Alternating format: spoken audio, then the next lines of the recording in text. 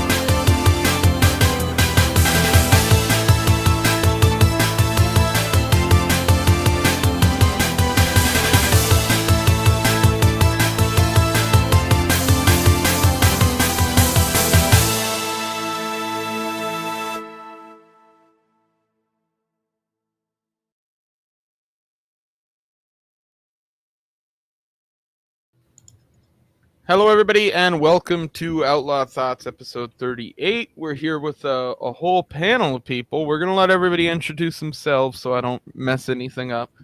We'll just start with Eli over here. Oh, why, hello, I'm Eli. I have 2 YouTube channels. Well, no, I have like 5 YouTube channels, but I don't, I'm not terribly active on any of them at the moment. I was elected as a national delegate for the state of Pennsylvania, representing the Libertarian Party, of course. And I used to work in the game industry. I did that as a lead level designer for 14 years. I did long distance haul with trucking. Now I'm doing local trucking stuff, and I'm thinking about switching into computer-aided drafting because it's kind of maybe a more better path forward. Awesome. Oh, cat. Nice. I think cats. You go ahead, Kareem. I think everybody knows you, but you can go ahead and give yourself an intro. Yes. I am also Leighton's co-host, and I do my own show, The Essential Libertarians. I'm on a bunch of shows, and I'm Kareem on Twitter, and also Kareem for Liberty. I'm also on Bastion, which I do recommend you check out, as well as Kareem663, learning that platform as well. And definitely check out the LP Mises Caucus. I was also a delegate. That's how I met Eli. We were all in a chat, and I ended up at his house. Then we all ended up at the airport, and that's another crazy story. But yeah, he has quite the gaming setup, and I'm very impressed. Oh yeah, 2 things about that real quick. Forgot. I've also written a fantasy novel, but it's not published yet. And I still have your gummies. That's the other thing. Yeah. Hey, you wrote. I want to make a joke. So game dev stuff that's a cool gig. We'll probably talk a little bit about that. Jeremy, you want to go next? I'm an extremely cynical, pessimistic, negative asshole conspiracy theorist who writes a bunch of content designed to make people upset about the way things are, or me. I don't actually care which. And generally, I'm into fact-based conspiracy theories, and everything I do pisses off. Whether or not I'm pissing off the left or the right, and the people who shake down from that transaction are usually better than anybody who, has some sort of siloed bullshit they want to push, and they have unity in mind because we need all hands on deck, and ultimately we don't have the numbers to go up against the global elite if we're not willing to work with people which we don't align with 100%. I'm the whole bottom fucking strip on the political compass, and I'm here to make people's day worse who want to go up the political compass into the authoritarian axis. The people who are on my side are generally people who have had enough of the dichotomies, the bullshit, and yeah, I'm here to black pill 2 new people. Oh boy. Should be interesting. So given you said that, and given everything, so basically what happened is me and Leighton were chilling. We were talking about the yay thing, and we talk about cultural issues here more so than geopolitical. That's why I like it. And then we talked about Balenciaga, and then somehow we got into I started talking about ANCAPs and ANCOMs working together. Eli was in the Twitch chat, And I played that Brett Weinstein clip where it says, hey, we have the fundamentals of decentralization both, or he said liberty. And I said, why not cooperate? You said you had a lot to say about that. Jeremy's very good at articulating that. And you can remember, Leighton, I used to be like pro Nick Fuentes. I'm glad I got off that train. Talked to Jeremy about it. I'm like, you know what? I didn't look at any ANCOM stuff. I didn't look at Bakunin or any of that thing. So I do think it's fully possible for us to cooperate and go fully decentralized and work in that fashion. That being said, though, you guys had thoughts, and I was actually really interested to hear your perspective. So I guess what I'll say is this. So my position last night was basically this. I see all of the anarchist philosophies within the liberty movement, regardless of political action or not. Like, I don't really care about that. I think agorists do a ton of great work. I see a lot of people, especially within the ANCAP community, who seem to like to bash those people, which I think that's stupid just in general. But the position that I took last night was that I think ANCAPs and ANCOMs specifically have a harder time working together than any other group. And I don't think that when you play them out to their end, they can be as cohesive as people think. Why do you have a hard time working with ANCOMs? So my position, like, I've worked with, like, and I've talked privately and have a ton of followers and friends who are like, not even ANCOM, but even more communist than that, like off the anarchist spectrum entirely. But well, that's not more communist. Generally, when you get tankies, they're right, more capitalist than communist anyway. Yeah, you're not wrong. But the position more of was from the onset. So I look at like social media posts, forums, things like that, where I look at people who are just arguing back and forth, communicating back and forth at the end of the internet. Day, like, yeah, in general. But no, not just the internet, because like I've been to a ton of like liberty events, and you do meet, like, especially in the younger like classes of people, I meet a lot of like, college age people who are coming out, even if they are on the conservative line, like people who are Republican that are coming over more towards the anarchist spectrum later on, or people who are far on the left who are coming over to that kind of spectrum later on. I've noticed in conversation those people just harbor ideas that I don't think mesh well with the end position of anarchism or the end position of ANCAP ideals or any of the other kind of subgroups. Like, for instance, you say liberty event, what do you mean? Oh, I've been to like a lot of just conventions and stuff like that. Like, you mean Young Americans for Liberty, things funded by conservatives? Yeah, I've been to YAL. I've been to like a ton of the like libertarian conventions. I've been to a few Libertarian Party, which was also funded by Coke. Yeah, we can get into that debate. I don't think Coke money has much to play with in the LP. Why not? Konkin did. You just praised agorists. Why don't you praise Konkin's work in debunking the lie that the LP wasn't affiliated with the Koch brothers and the general base? So something being affiliated with something within the past, does that mean it's affiliated within it now? Yes, because the Atlas Foundation, the Reason Foundation, Cato Institute, many other alleged right libertarian boilerplate organizations are directly funded by the Koch brothers. Hell, the Cato Institute started out as the Koch Institute, and when Rothbard was kicked out, it was because he started to criticize what the Koch brothers were doing with the joint and their money in general and the party in general, and he eventually had to write a piece asking whether or not Konkin was right. So was Rothbard wrong? Was Konkin wrong? The fact of the reality is we're living in an era right now where you have multiple sects of libertarianism and multiple sects of anarchism. Like, that's the reality. So you can talk about past theory and what roles they play. No, it's current. But the reality is you have funders now of the LP, and you can argue that people who fund the LP were funded by the Koch brothers or are funded by the Koch brothers.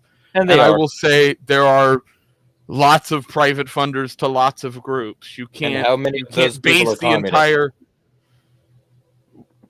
again, I don't see how that plays into what we're discussing. Okay, so Like, let me ask you: if I tell you who to a Republican or a Democrat, does that to your impression of them? If I told you that they were donated their to, actions matter. if I told you that they were donated to by the same military industrialists, the same intelligence industrialists, the same police offices, if I told you that they were funded by the same people who fund every bit of evil that you claim to oppose, why would that not change your opinion?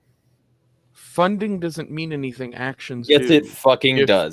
If a group is then okay. In reality, what you're saying means nothing. If funding fuck people you. means as much Fuck as you, you. if funding Holy shit, Rothbard was If not funding- wrong.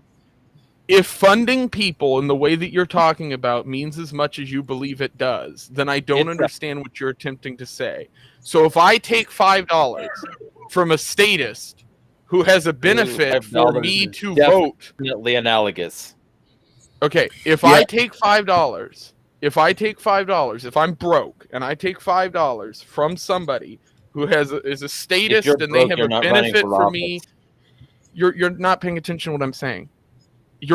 I'm saying if I'm somebody who's broke and I'm completely without money, I need monetary value, and somebody walks up to me and offers $5 to go vote for the candidate that's going to give them the things that they want, or to advertise that that candidate is better to give them the things that they want, right?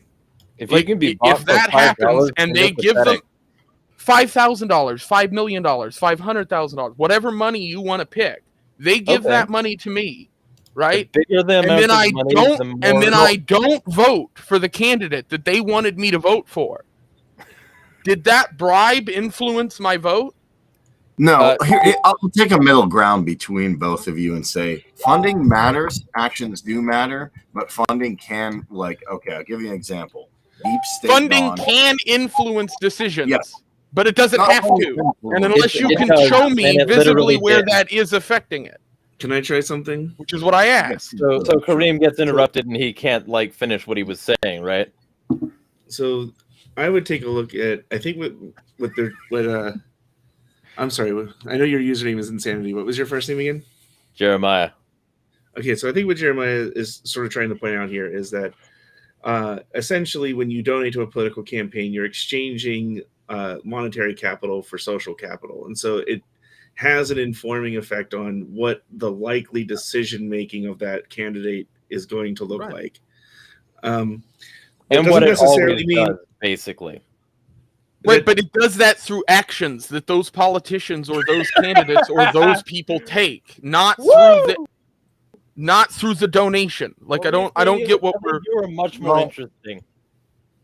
I'll give a practical example. Like when there was a streamer I do like who is a conservative, who Anomaly. And one day, Kyle Matovic from the Mises Caucus posted that, Anomaly's really criticizing Deep State Dawn. I said, oh, okay. Let me see what he has to say. And then I saw him on Clinton. One of the biggest things he pointed out that I didn't even know is that Pfizer gave the previous president and the current president millions of dollars. Now, I'm not going to say Deep State Dawn was somehow magically anti-establishment before he jumped in, but he seemed to be a procedure skeptic. He seemed to be skeptical of Big Pharma and Robert F. Kennedy and things like that. No. Okay, fine. But let's just say this. He changed his tune over time. Unfortunately, the reality is if you give someone $10 million or $100 million or whatever, it may change their thinking. It may not. Ron Paul was able to resist that. That's why we're all fans of Ron Paul here. That's why, some of you guys campaigned for him. And who was he funded by? I don't know.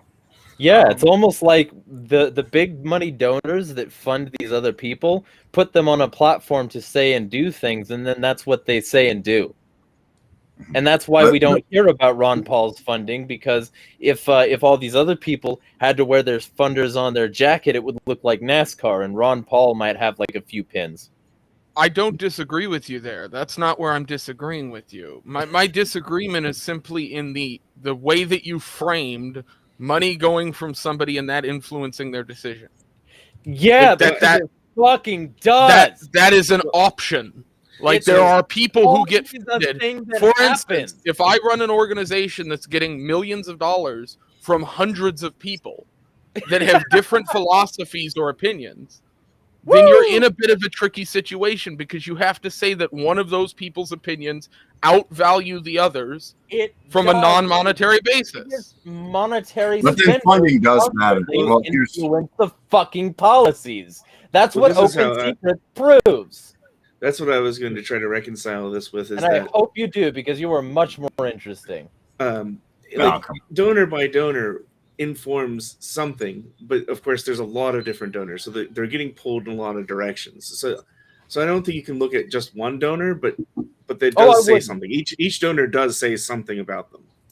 And that's the thing. The reason I brought that up is because when he said Liberty events, I know exactly what that is. I used to be trying to like start a Young Americans for Liberty chapter, and when I went to these events, I got conservatism all the time, bombarded with it.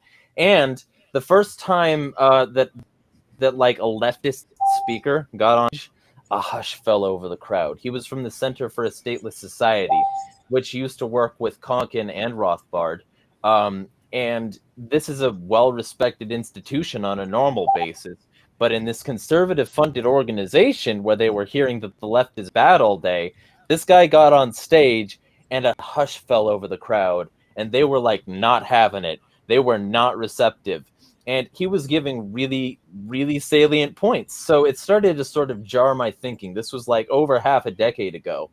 I've been in this for a very fucking long time, and I've been able to watch all these things sort of slowly happen. And when I started to look into these things, look into the fact that the Koch brothers, at the same time as being the Cato Institute small governmentarians, were like supporting the Chicago Boys' plan to install Pinochet. When I found out about the fact that the Koch brothers are heavily involved in big oil and big tobacco and regularly lobby for every single politician who's going to make things easier on those industries, when I found out that these institutions were directly responsible for the bulk of alleged liberty conferences and organizations, it started to fucking click. And the reason you might not have seen such a good reception from communists there, and the reason there might have been static, is because it was lopsided and not coalition-minded. They weren't interested in working with communists, and any leftist who came into that space coming into opposition territory funded by the fucking right. So maybe that's why it matters who fucking fund it. You're missing entirely the point that I made, and I'd question your ability to coalition build with the way that you speak to other people. And I carry yourself. Yeah, other people, not just you who regularly interrupted Kareem. I mean, no, he's my co-host. So here's the thing: like I have 38 shows with Kareem on it. You can. So you can be rude to him now. He's not being. I'm not offended. Here's what I'll say.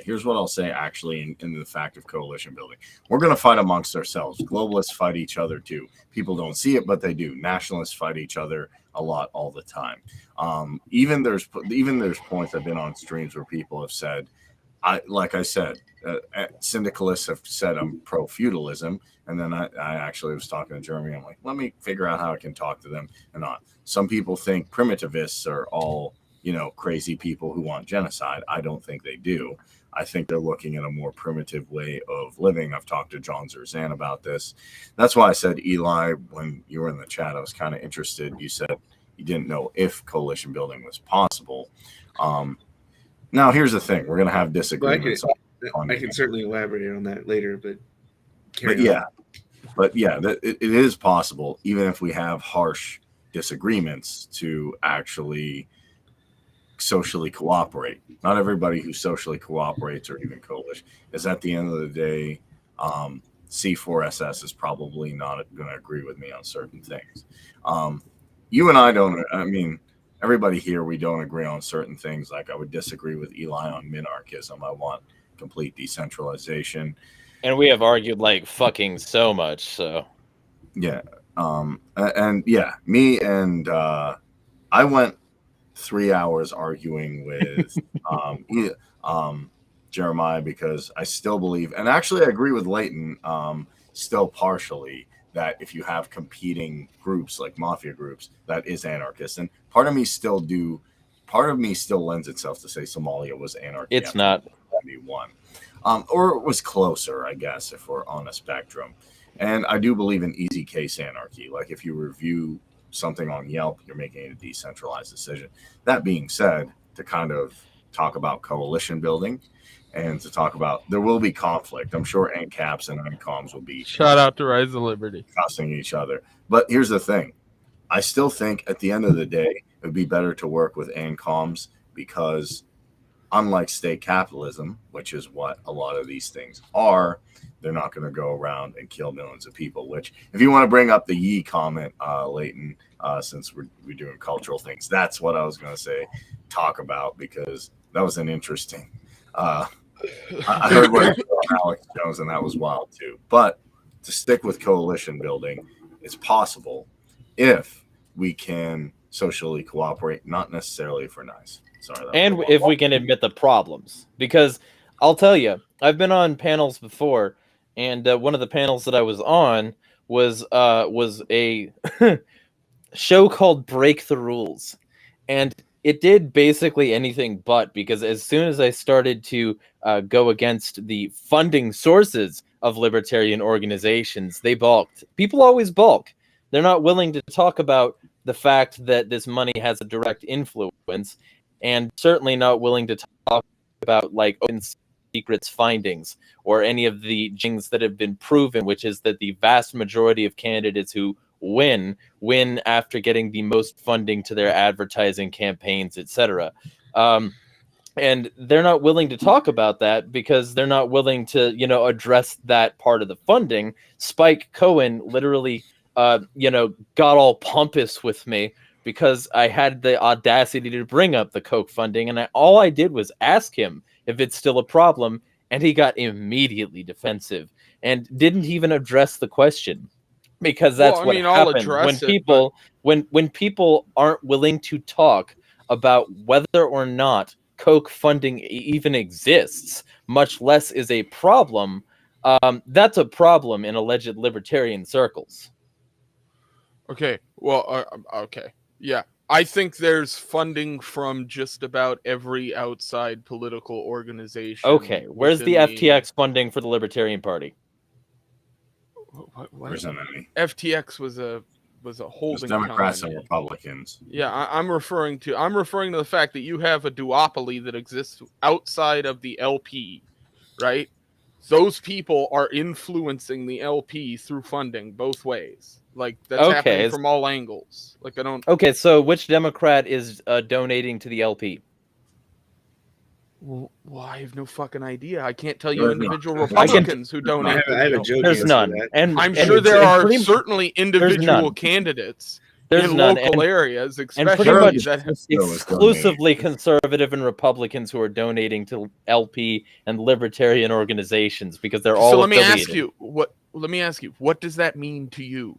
What it means to me is that libertarianism has been, like, since the 70s, co-opted by conservatives and made the same fucking point in New Libertarian Manifesto. Rothbard eventually agreed with him after he was kicked out of the Cato Institute. It means that's what these people control. They control the message because they control the purse strings. And if they control the message and the purse strings, they control fucking policy.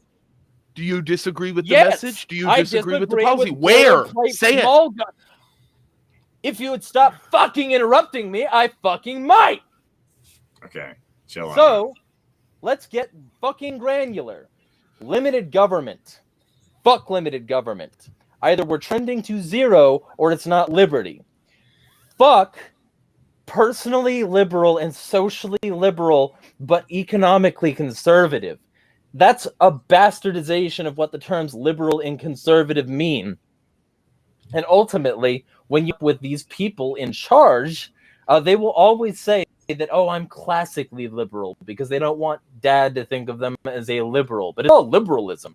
That's what liberalism means. That's what liberalism has always meant. The fact that they're saying classical is trying to seem more Republican. The only decriminalize weed. Let's decriminalize weed because that gets me high, and because it's safe, and like, you know, we can bring it up to soccer moms about like analgesia and cancer. But like, we won't talk about meth. We won't talk about most hallucinogens. This is a complete straw man. I mean, entirely. No, it's fucking not. You asked me about specific policies, and now when I'm listing them, you won't let me finish. Yeah, those policies aren't the views of the people you're describing. That's a straw man they by are. definition. I've known people for a long time. That's exactly what they say. This was on the material funded from Young Americans for Liberty. I handed out the palm cards. It doesn't, that one group with it, you're making a complete adaptation of every belief within a group because of one group. No, we're doing exactly what every other political faction does. That's not coalition building. About these That's the opposite. Organizations. And I'm telling you that if I'm not interested in screaming on my show. I'm not interested in doing that. Okay. I'm not interested in having somebody yell and scream on my show. If we want to have a discussion, we can have a discussion. That's not a debate. Okay. So the yay stuff that's been happening has been interesting to me specifically because of the way that it's all gone down. You have somebody going on to Tim Pool and doing that whole shit show, and then going directly on to Alex Jones and having what people are deeming as a mental breakdown. I don't know if I would necessarily call it that, but it definitely doesn't look healthy. Well, I think what's going on with Kanye isn't even necessarily that he's having a mental breakdown. I think that he is at his core a contrarian, and he has made a career out of going against the grain and coming out on top. And I think he's looking for that next step, but he's kind of stepped in the wrong direction. And I don't know. I think he might be too used to winning that gamble to know that he's not going to win this time. Yeah, I think he knows that he has to play to one side of the kind of fence hard to try to pull so many votes from the right that he can fuck Trump. And I do kind of think that's the whole kind of strategy, because I think that the second he teamed up with Milo and Fuentes, that kind of became the strategy. Because if you think about it from a like strategic perspective, you're right. He knows that he didn't get very many votes last time and he won't do the same thing. So he has to play to a hard side. Like, so he knows he can get that base. So he's just going to play to the hardest of hard right and attempt to pull as many of those, or the kind of QAnon guys. I do think he's going to play to that a bit and try to pull as many of those people to his side as he can, so that when Trump is having to run against him, it's actually a problem. I don't know if it will be, but it's an interesting way of having things play out. So do you think DeSantis and Ye then will eventually screw Trump up? Trump kind of seems to me also like with his, it seems to me that he's really milquetoast. He's really tired now. He's not going to get the same traction because, like, I just listened to that speech, and most people I know who are like big time Trumpers are like, man, that's a weak speech. That's why I say, like, in with Ye, it's to me, I don't know what's going on with the dude. I think he's like an MK. This seems to me like an MK Ultra victim. But what's funny is Milo was a huge Trump supporter, and now he's trying to screw him over, it seems, with Nick Fuentes. So I don't know what those guys are doing. I just say they're all kind of like, they're all kind of, I don't actually know what their stated purpose is or what their goal is. They just seem to be all over the place. So Yeah, it seems to me that there is a weird. Well, I've talked about this. I had this big rant on the Tyler Yonke show where I was like, the Republican base is going to split because of DeSantis and Trump, and now you've thrown in Kanye to the mix, and you've got a three-way split within the Republican base.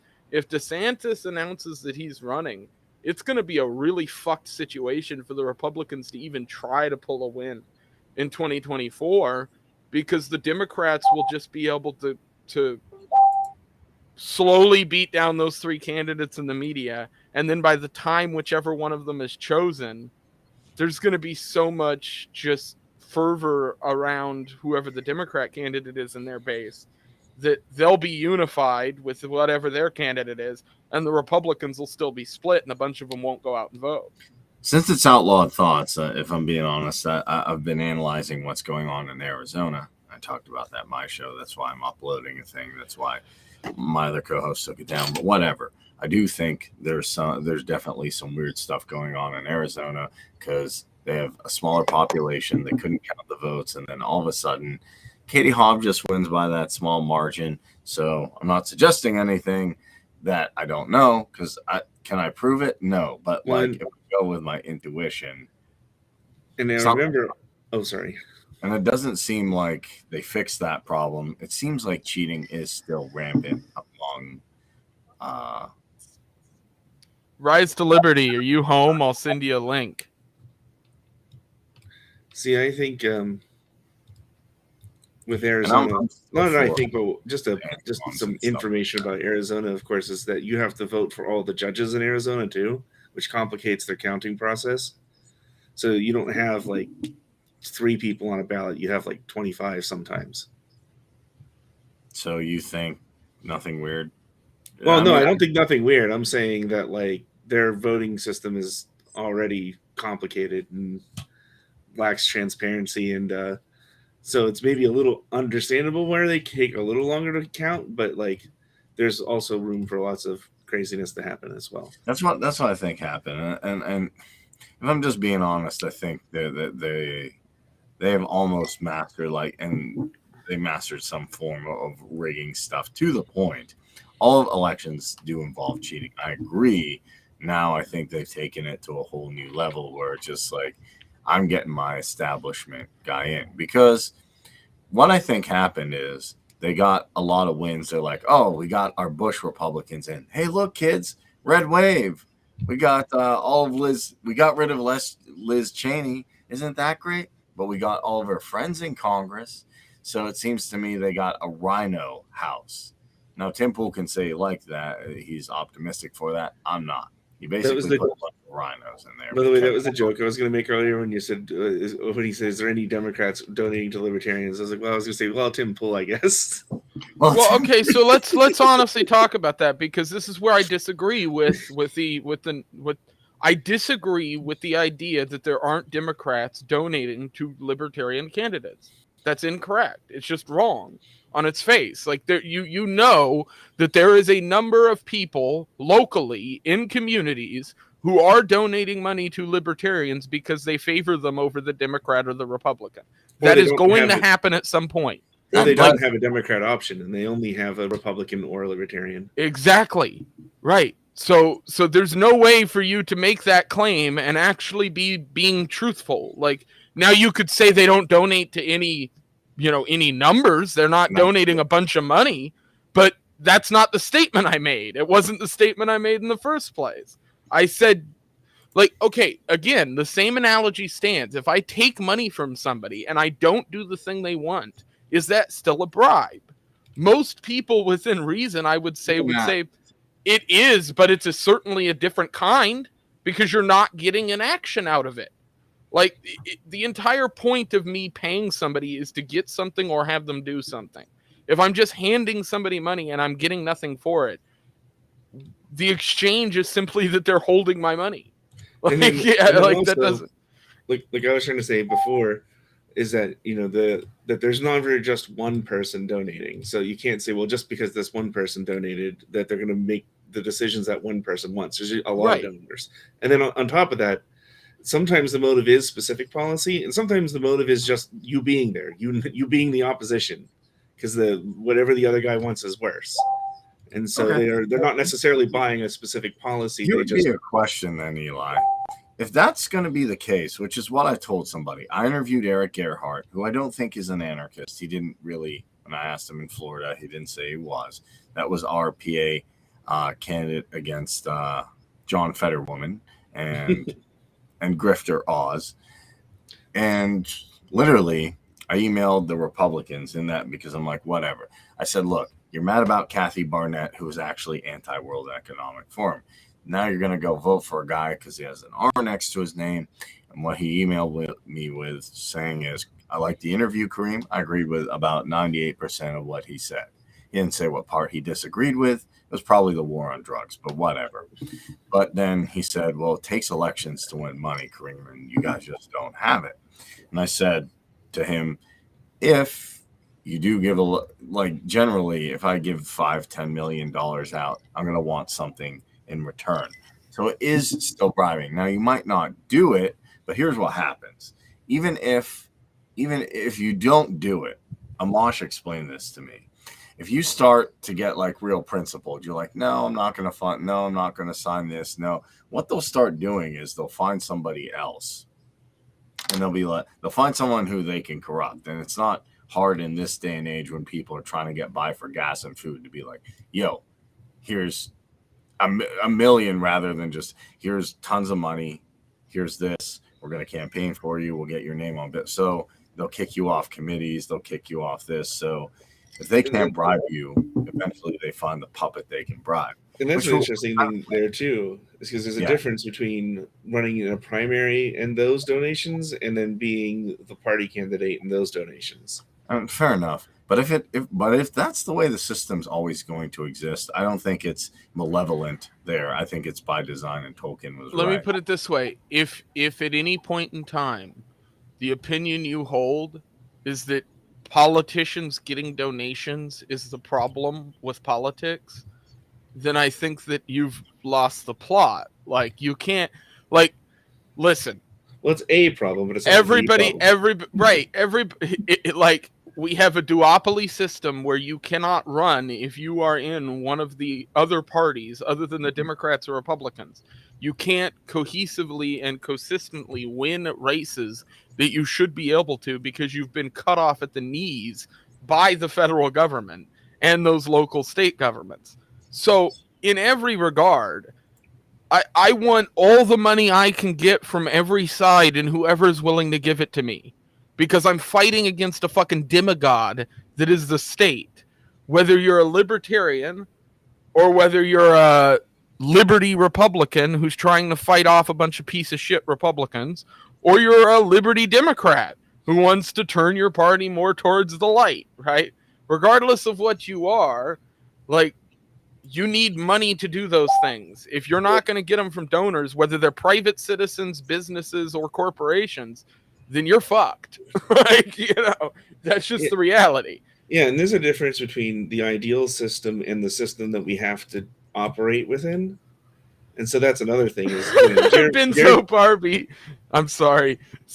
I'm sorry about interrupting. I just want to read this. Sorry, like I said, I'm multitasking, but Jesus fuck, someone give that guy benzos. I mean, not mine, but... No, but honestly, like, I'd still like to, if it's possible, if you're going to get Rise to Liberty, I wouldn't mind. Because I sent him a Twitter message. I said, listen, I just don't want screaming on the show. That's not my style. If you want to come back on, that's fine. Yeah. So he has every way to come back on the show. That's my transparency. And listen, it has nothing to do with me disagreeing with anything. I disagree with maybe 5-10% of what he was actually saying. But the reality of the world is, like, that's not a good show, and I know people don't want to listen to it. So it's like, or if people want to listen to it, it has to be its own thing. And then I can have him back on, and we'll have a debate or a moderated thing or something like that. But it's not going to be just screaming back and forth. Yeah, well, I'm always too high for that fucker. Let's be perfectly clear, Benzo.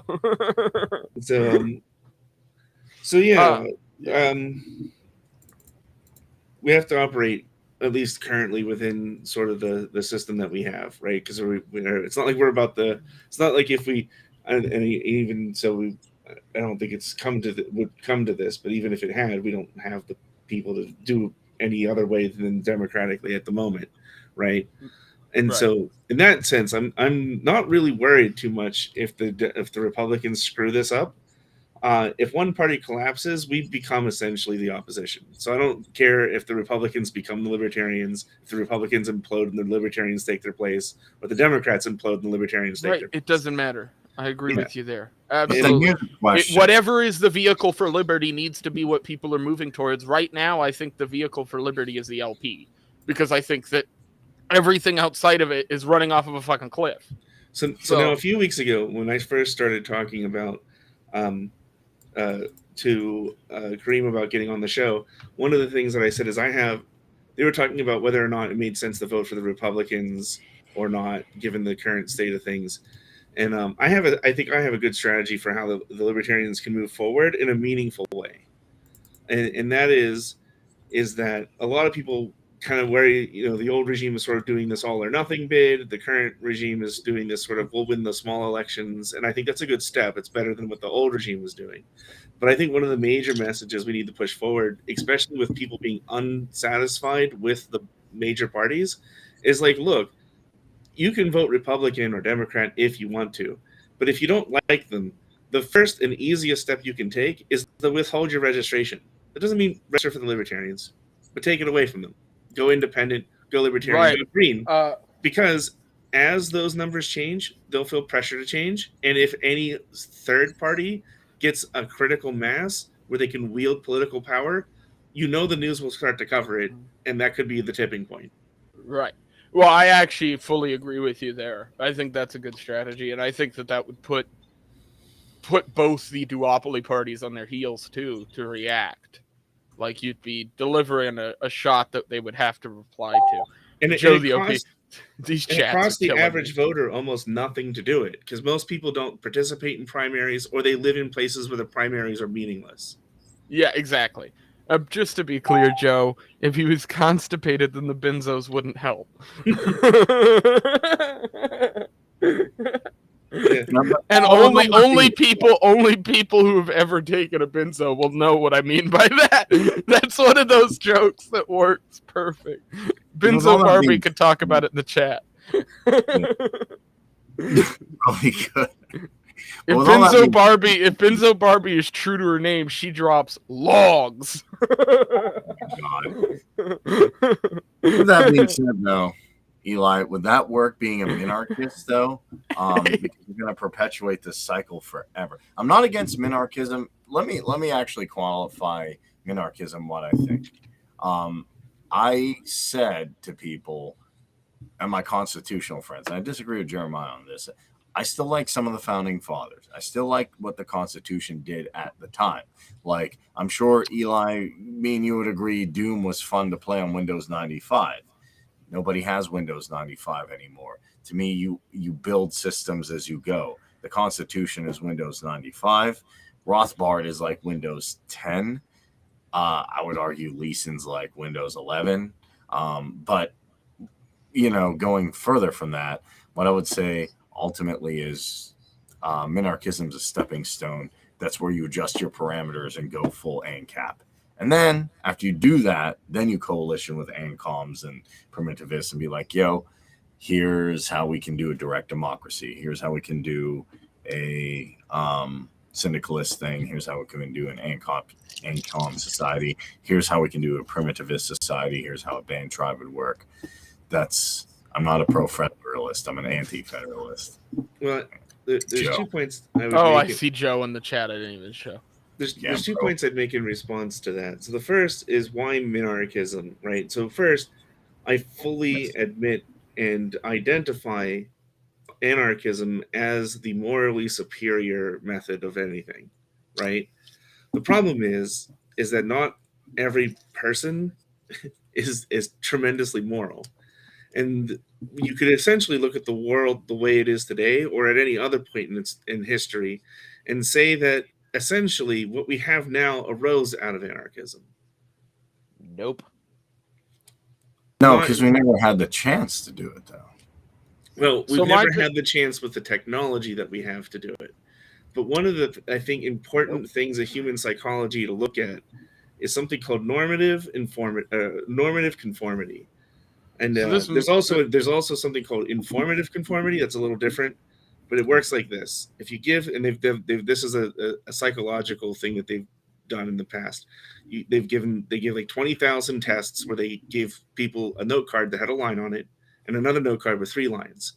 And one was medium length, and the other was one was short, one was long. And it was very obvious which line was which. And they said, match these. And so out of 20,000 tests, they only got 3 wrong answers.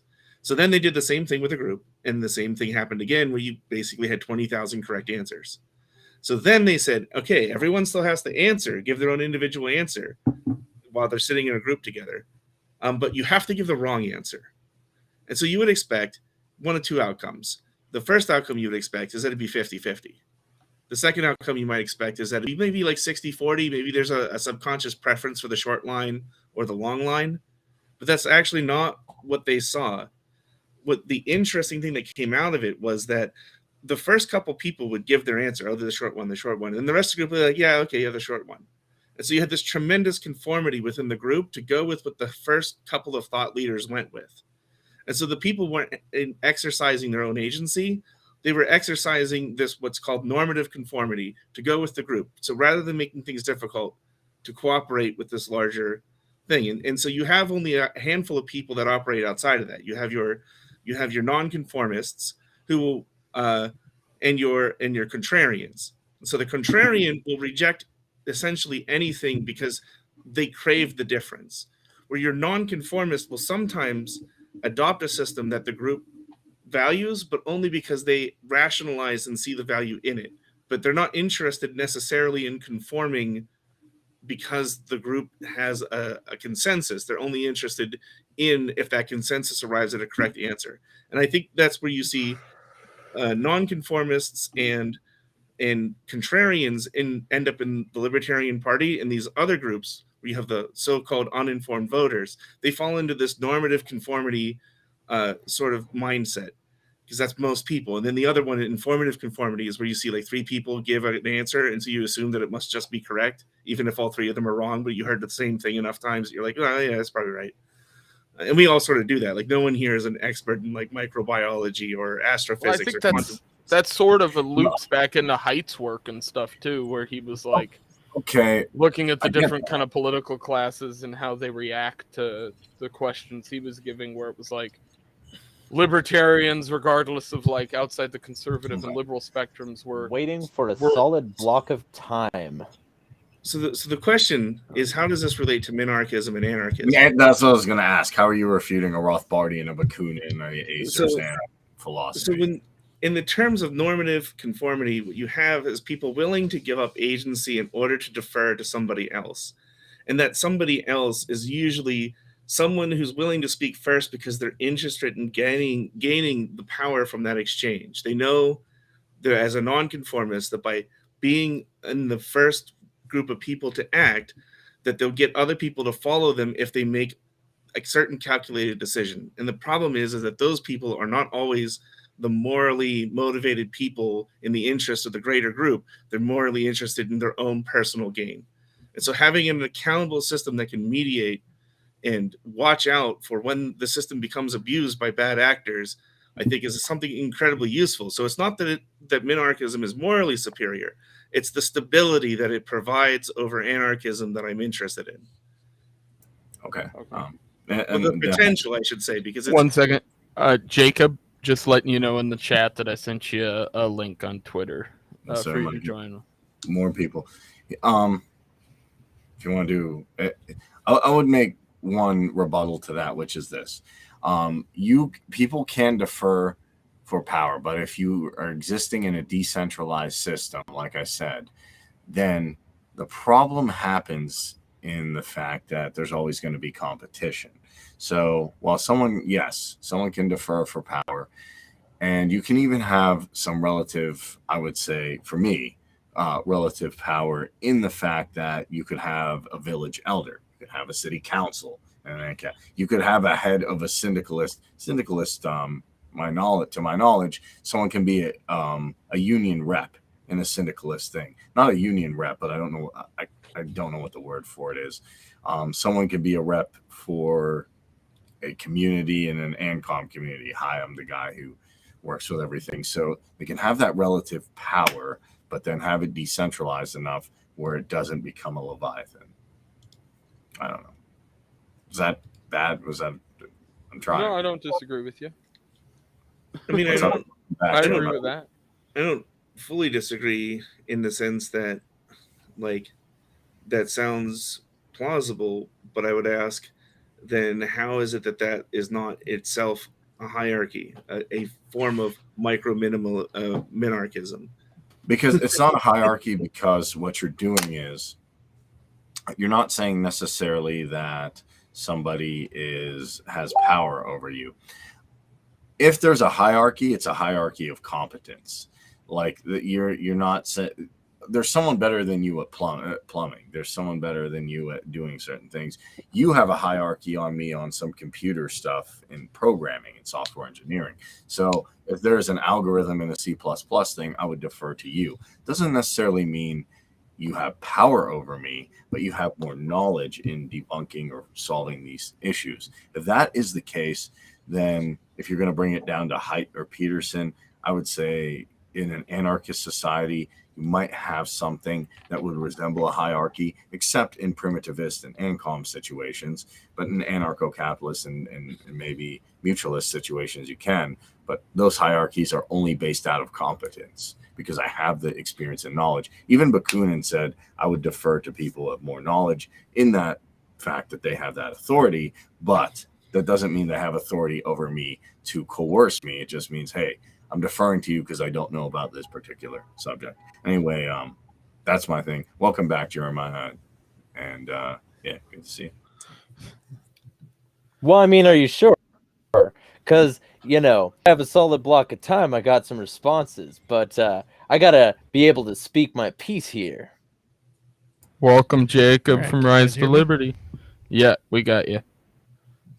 Yeah. Go ahead. Can you guys Go hear me? ahead, Jeremiah, and then Justin can introduce himself and everything. Yeah, you're good. We can hear you.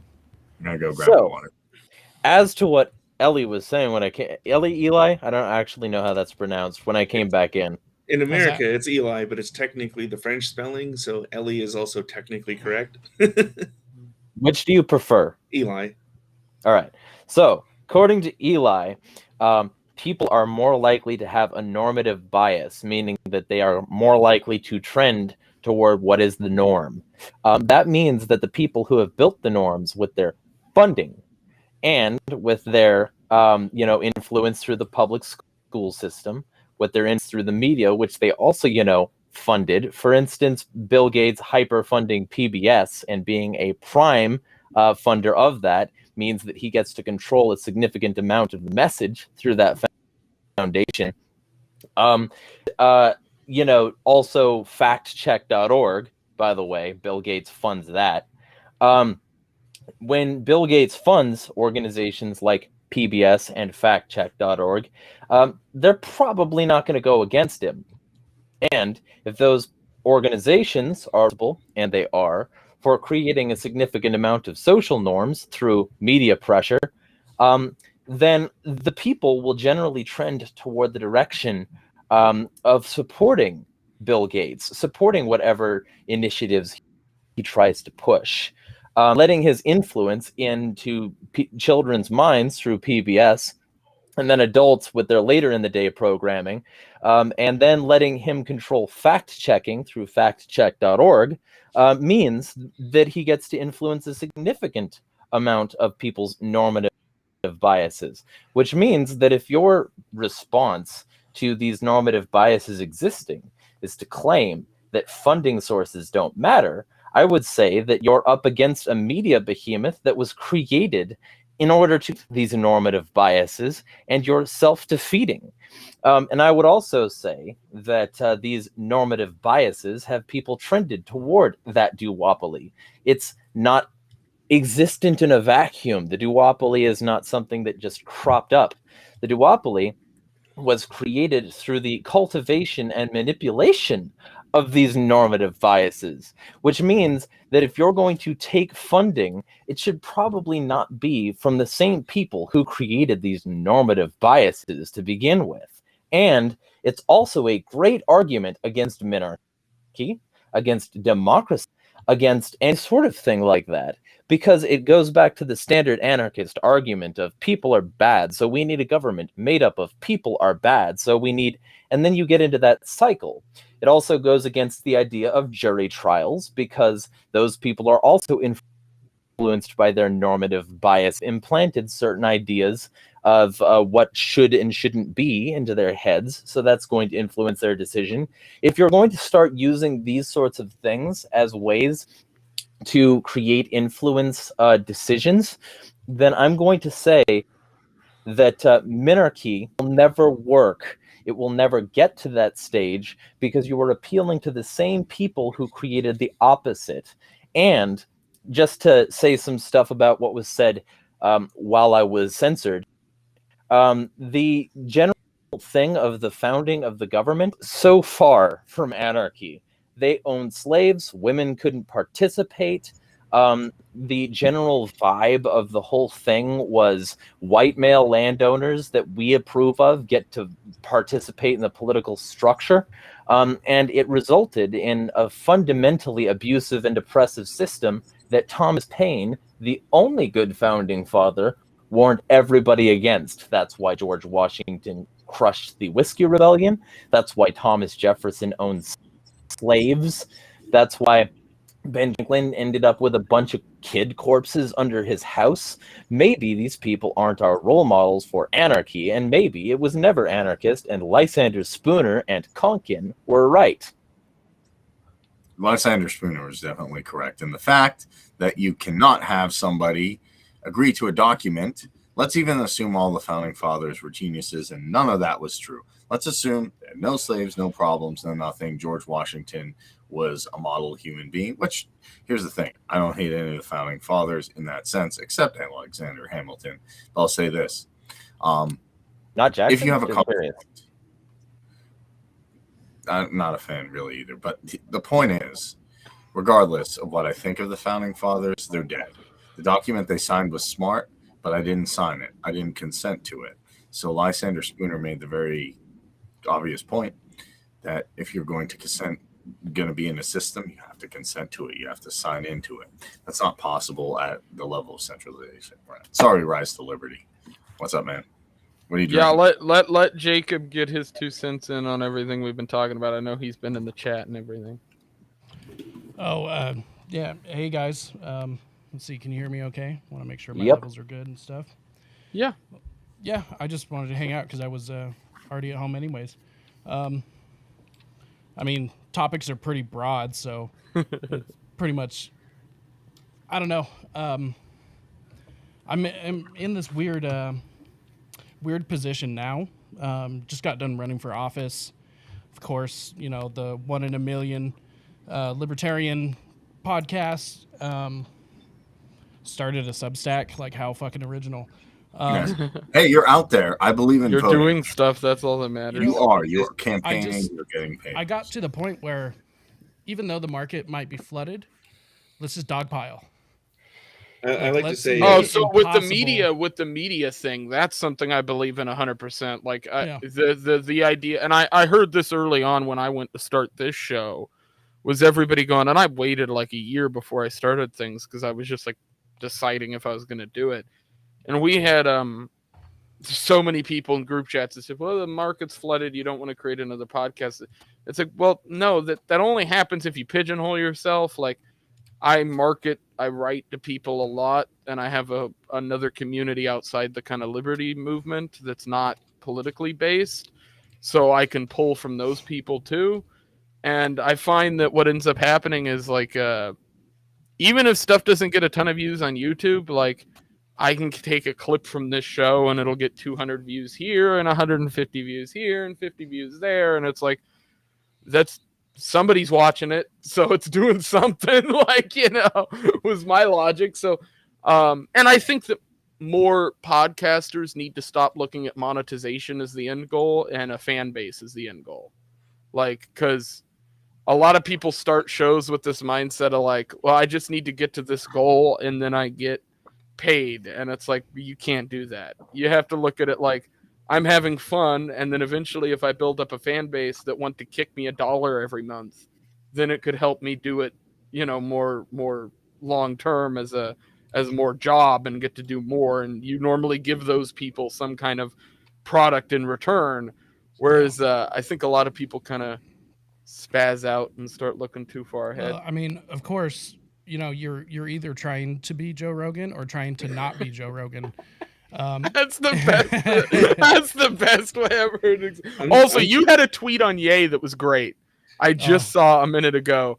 I think you said, I'm bringing this up on Twitter right now because this is funny to me. I saw it and it made me laugh while I was messaging you. Hear me out. I'm beginning to think Ye wasn't actually sleepy when he wrote that first tweet. That's good. It was great.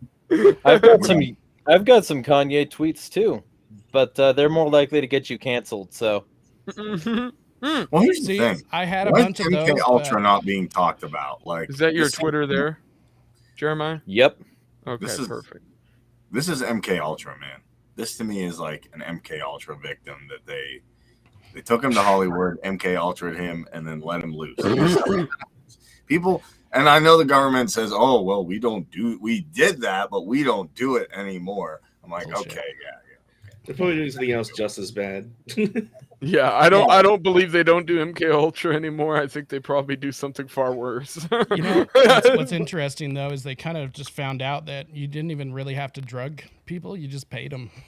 It just wasted a bunch of time. But what he talks about, it seems this is trauma-based mind control. Oh, it's The problem completely is- trauma-based mind control. That's why Milo is his handler. Milo is It's like rough. the You've state's got- tactical nuke. Once you release him, you can't get him back. But what is Milo trying to do? Because, like, here's the thing. He wants to He's fuck crazy. everybody. He wants to fuck everybody over within the political game that fucked him Literally over. and figuratively. Because he got canceled. None of these fucking people stuck up for him. Trump threw him to the side. He openly said he wanted to ruin Trump's political career. Mhm.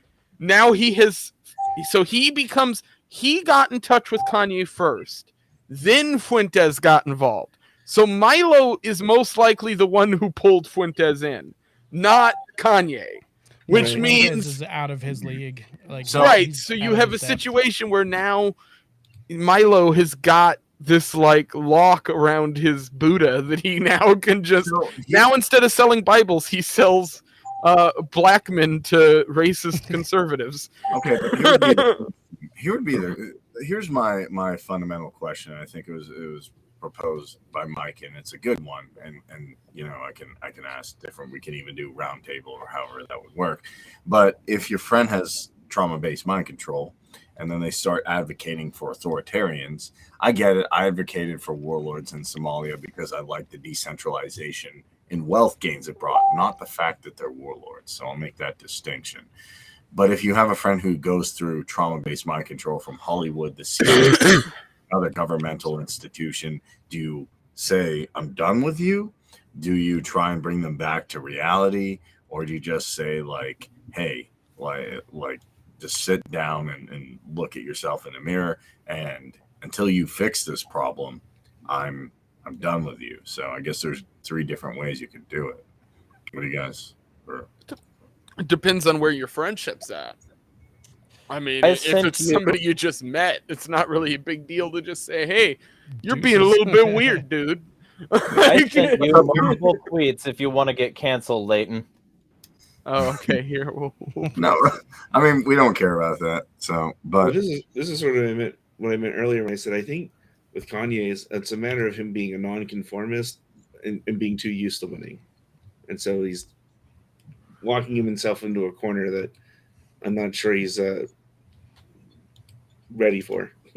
So I made a comment earlier on my Instagram I like about this one. he's that one guy that like always kind of believed the red pill stuff, but then he finally got a taste of it, and then he ate the whole bottle in one he ate weekend. the whole fucking. It was like too much too Just quickly. crushed Now the he's all can. involved in Q and stuff. And so it's like, whoa. So this is a good one. A bunch of trend-following motherfuckers gonna act brand new over Kanye West and Alex Jones after just spending almost a year telling us to be chill about a bunch of Nazi symbols and talk supported by the Ukrainian government. Sonengrad, Wolf's Angel, Totenkopf, swastikas, y'all did that. Very true. Yeah, I hate what Kanye West has been saying lately, and I oppose Hitler unequivocally. But when you support neo-Nazis or tell us it's not that big a deal, don't pipe up now about him doing the same thing. Exactly. Yeah, I mean, that's fucking about as true as you fucking get in as analysis of the whole situation. It's I like, also sent you 2 other threads about Kanye as well. I love the fact, and then that tweet kind of puts it in frame. You end up with this situation where the left has to now condemn this like black guy that they previously were also condemning during the Trump time, so they feel like it's easy. But I feel like it's gonna make all the like anybody who even doesn't agree with his opinions but just sees his skin color in the black community is gonna just go, nah, we're not voting for you now. Like, it's like, which is what I think the dangerous game the media is playing right now. It's like, I don't think you realize, like, you're not gonna win doing this either. Like multiracial white supremacy. Exactly. Yeah, the media would be smart to just ignore this. Yeah. Like, if they really wanted to help the Democrats right now, they wouldn't be covering it at all. They would just be silent.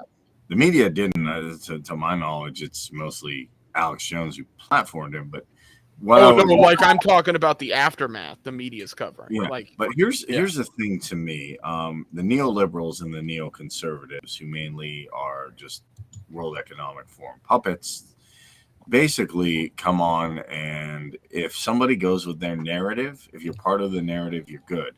The minute you step out of line even a little bit, even if you're on their side, it seems to me they put you on a chopping board. I'm not a fan of Elon Musk. Elon Musk gets government subsidies from the MIC. Jeremiah did a video about that. He wants to do this transhumanism stuff with Neuralink, and I have other gripes. He sets policies for Alex Jones, but then allows politicians like Bill Gates and all those people on, who openly call for, Depop and all that. So my thing is this. He said there wasn't enough people. Yes.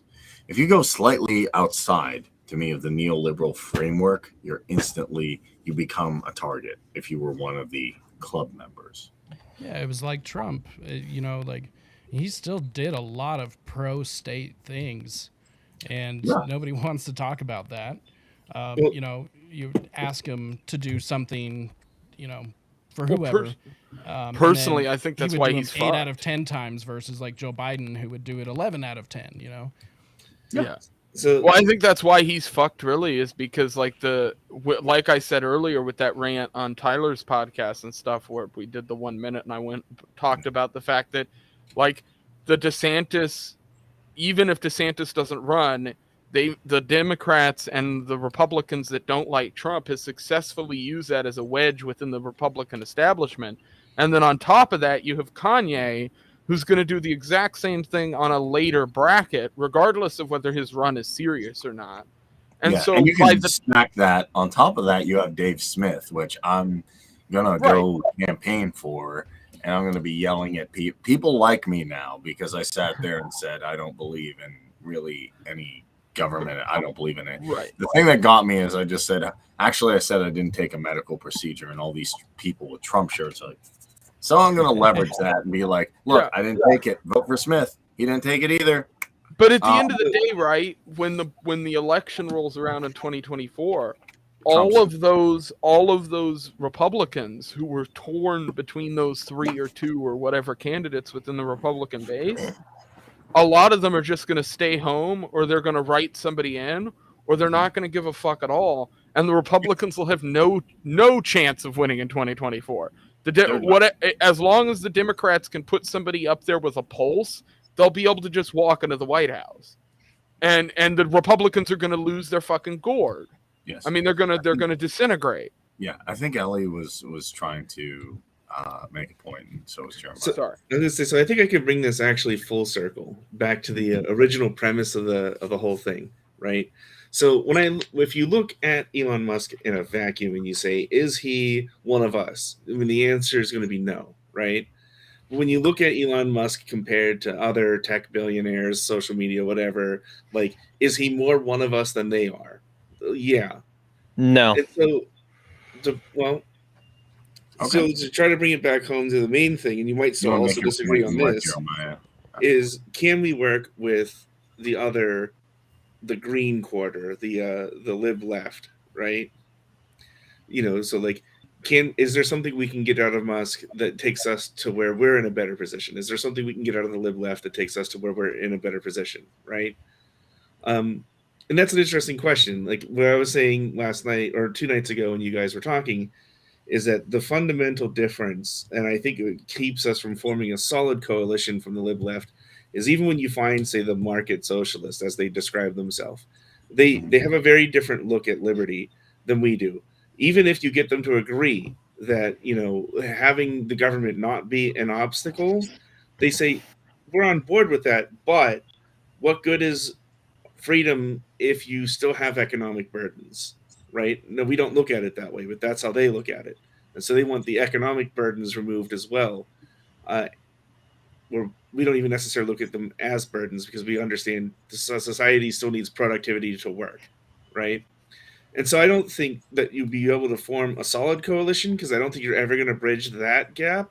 But on an issue by issue basis, there are times when they are useful and it's worth at least listening to and cooperating with them on, like getting the police reformed, getting some of these other things done. We're like, okay, well, let's take one step forward if we can to get where we're going, hopefully.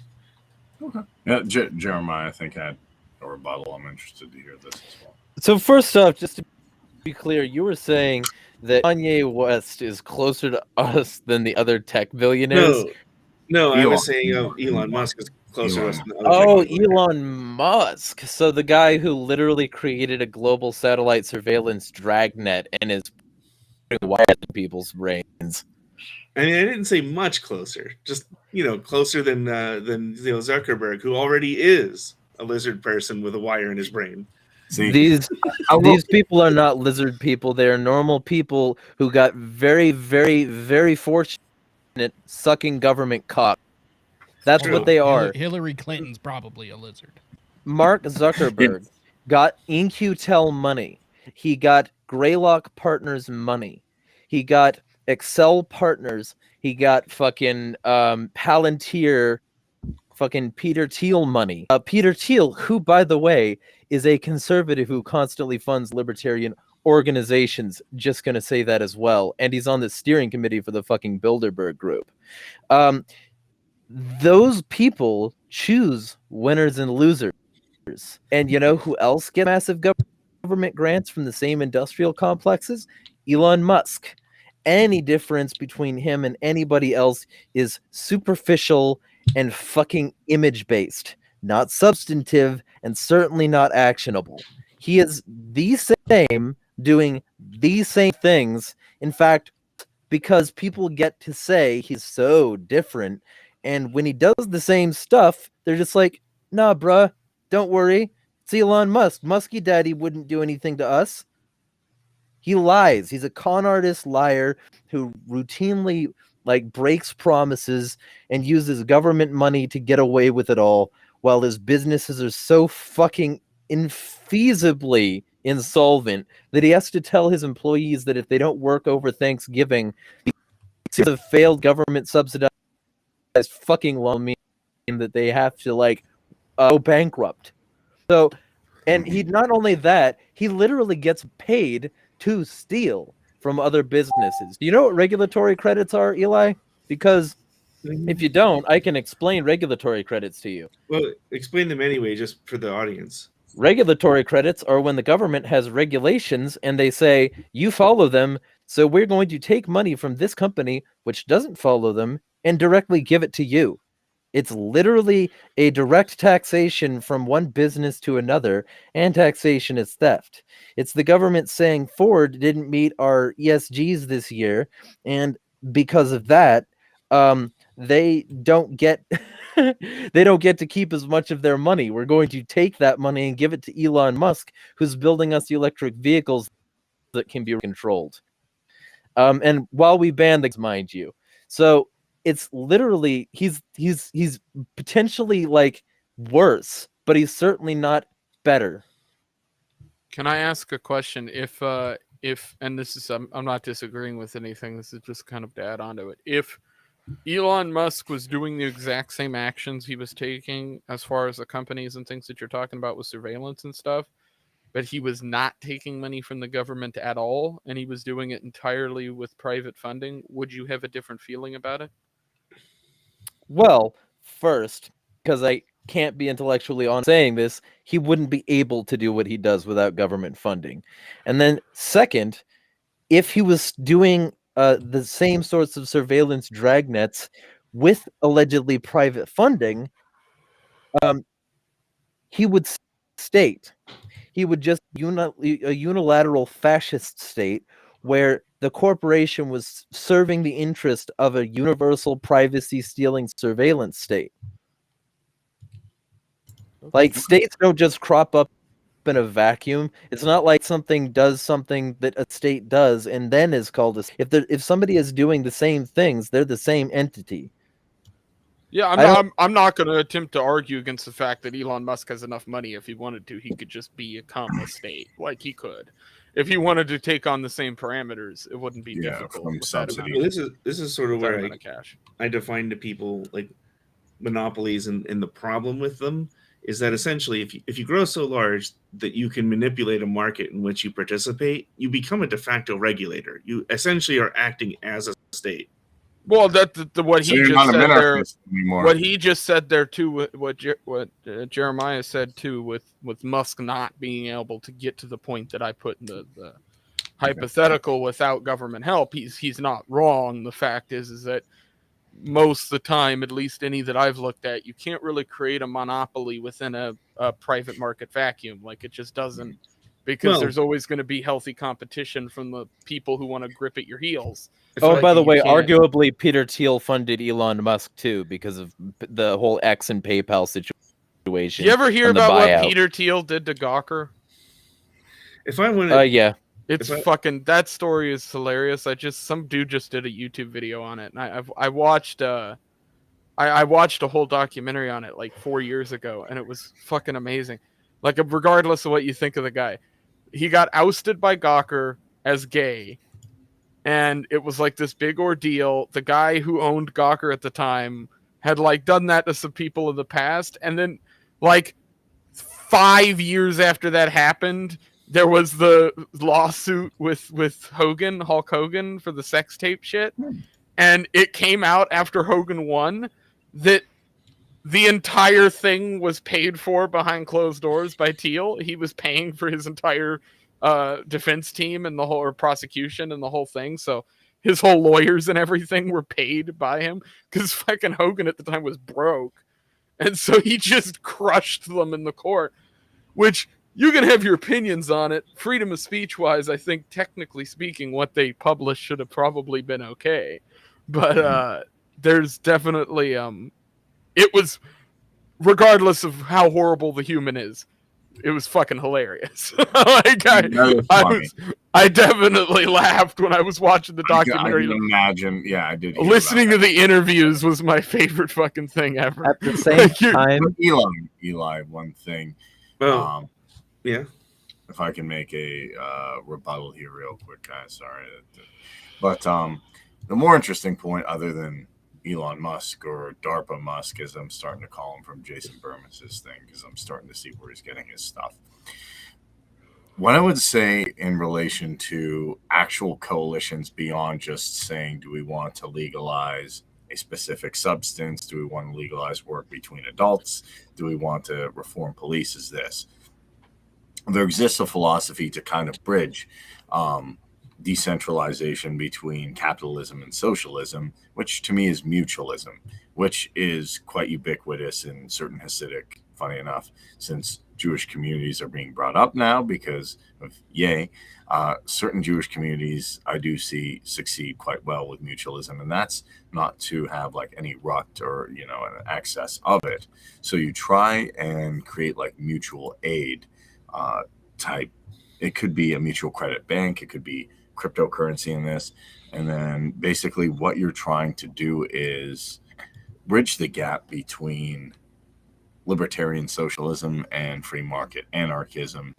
And it's kind of a way to say that mutualists can kind of distinguish that from state socialism or state ownership by allowing the means of production to be localized and then trading with other people there. So I think mutualism has the ability to kind of be that bridge between free market anarchism and market-oriented left libertarian ideas that permeate in society. So what that all means basically is that anarchists who, if I think you're wrong about something, you think private property is this, people don't believe in private property, then I can say, hey, we're going to establish some mutually beneficial whatever it is, or mutual bank here. You can utilize this. If I think something is private property, I can also claim it for myself, but we still have this mutual aid, so we can make an ultimate coalition, and we can coalition on specific issues as well. Hopefully that made sense. One of the things. I'd like to. Go on. Go ahead. I'll be quick. I've actually got to take off and go get the wife, but I do want to come back whenever. So just shoot me a message whenever. But the issue I have with communism is scaling. Like, it works fine in the home. Correct. Once you get it outside the door, like, where do you stop it? So this is what I talked about on the last show too. I'm talking about that actually feeds into what I was going to say. Okay, talking about anarcho-collectivism, which was brought up by Bakunin. Like, Pierre Proudhon was the first person to say I'm an anarchist. Then you got the leftist anarchists, Bakunin, Kropotkin, Malatesta, and basically and Desjacques was the first one to say he's a libertarian, just to flesh out that point. Okay, fair enough. And just to bring it on home here, their idea was where communism went wrong is the proletariat, which I can never say that word. Took Proletariat. Proletariat. I can't. Professionally. Proletariat. Proletariat. Yeah. The proletariat took the place of the bourgeoisie. And fundamentally, we know from Austrian economics, if I change your incentive structure, it's going to change your behavior. All of a sudden, they became the bourgeoisie. So Bakunin has some extremely good criticism of Marx. That's the main one, though. So yeah, I'm against authoritarian, if you want to call it authoritarian communism or another version of state capitalism. I agree. I also agree anarcho-collectivism can't scale very much. But if you remove the government, remove the state government, what you're left with is this. Some people who want capitalism, some people who don't. We have to abide by the NAP, so we'd have to find alternate ways to socially cooperate with people who do believe in some form of communal living, and that includes primitivists and syndicalists and ANCOMs. And here's Jason's your name, right? Just because I know you got to go, but I do want you to think about this. Jacob. Sorry, Mm-hmm. I'm bad with I've got like the entire history of Sonic lore in my brain, and sometimes names just bounce off like a moth on a light bulb. So, the whole thing there, if it doesn't scale, it will fail. Yeah. So, if you're so convinced of that, let's coalition with them now, and if they fail after the state is no longer there, A, you can say, see, I told you so. And B, you won't have to worry about them anymore, and there won't be a state to prop them up. No, I don't disagree.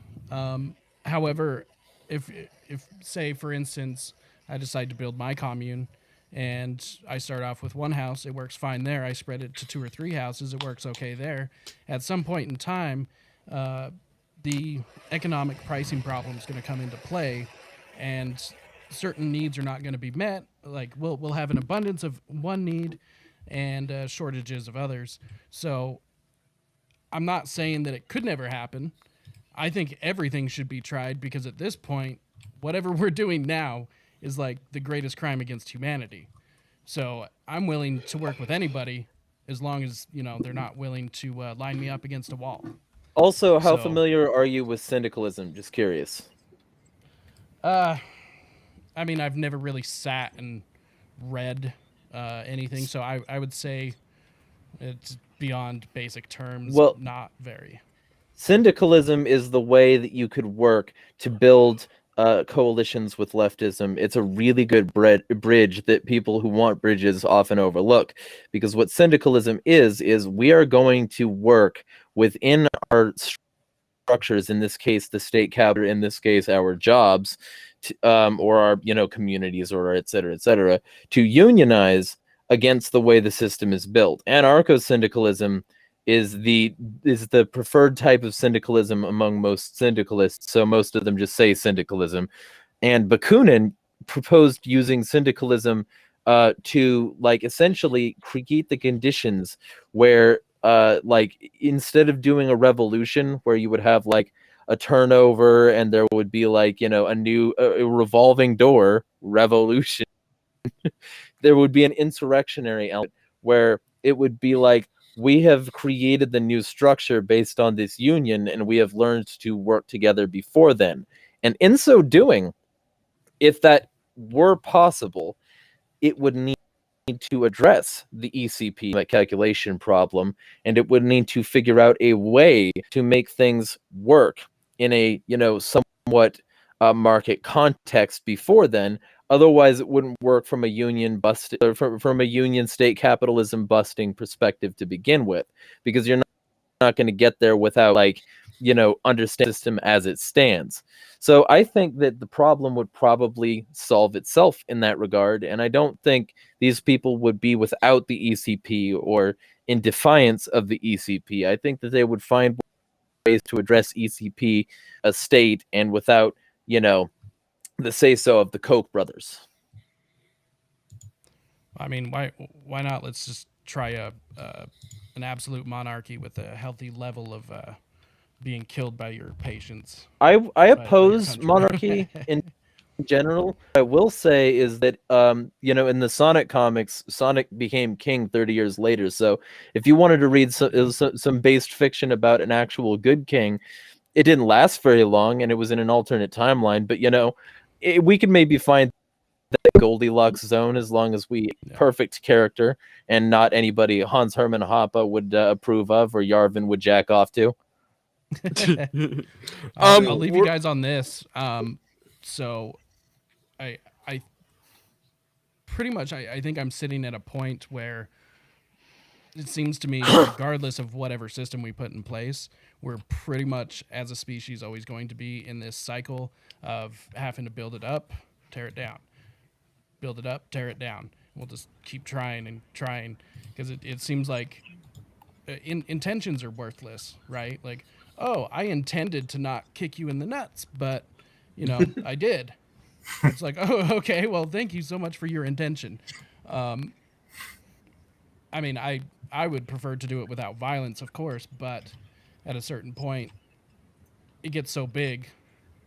What are you gonna do? And that's terrible. So we've got to, like, find out a way to be able to flush the system without tearing everything down. Yeah. Well, I think a big part. Yeah. We'll do it this way. We're at like an hour and a half right now. That's about a half hour longer than we normally go on here, anyhow. Why don't we just close this out here?